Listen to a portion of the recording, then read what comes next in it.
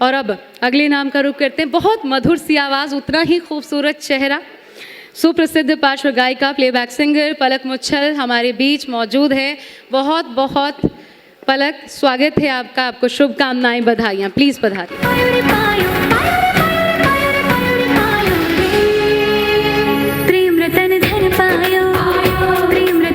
तालियां होनी चाहिए क्योंकि गायकी की सबसे ज्यादा समाज सेवा में मुच्छल भारतीय म्यूजिक इंडस्ट्री की सनसनी बन चुके इस मधुर आवाज के करोड़ों प्रशंसक हैं।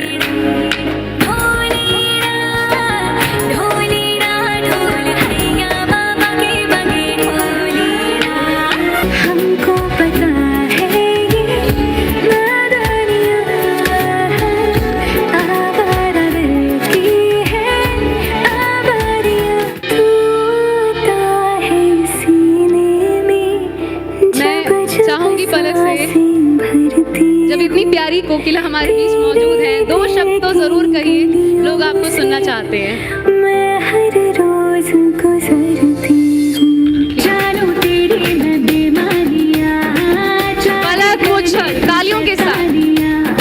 जिद पे अड़ जाऊंगी आज मैं। हाँ, तेरे फरेबी है और हम सर फिरे भी हैं। प्यार प्यार हम नहीं जानते, तू ही मुझको बता दे, चाहूं मैं या ना।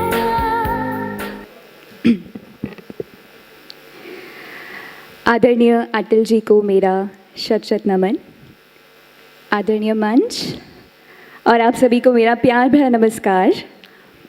मैं तहे दिल से आभारी हूँ अटल भारत फाउंडेशन की, जिन्होंने मुझे इस पुरस्कार के काबिल समझा।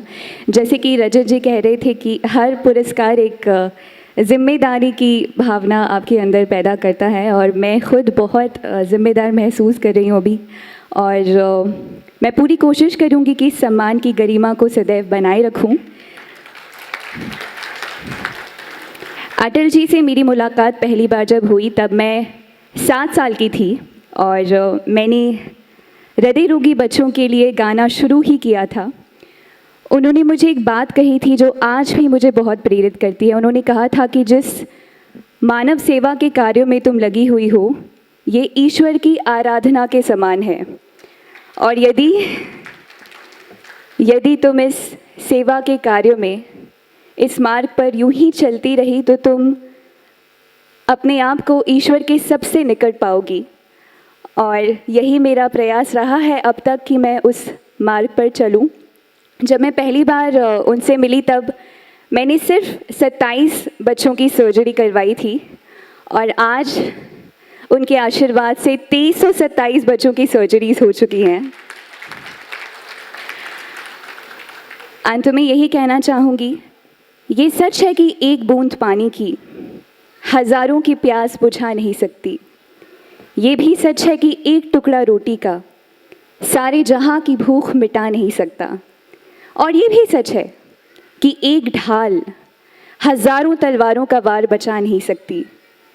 लेकिन फिर भी मैं प्रयासरत हूँ, क्योंकि मुझे पूरा यकीन है, मुझे विश्वास है कि जब कल इतिहास रचा जाएगा तब मेरा नाम दुनिया मिटाने वालों में नहीं, दुनिया बचाने वालों में लिखा जाएगा। प्रणाम। बहुत शुक्रिया आपका पलक।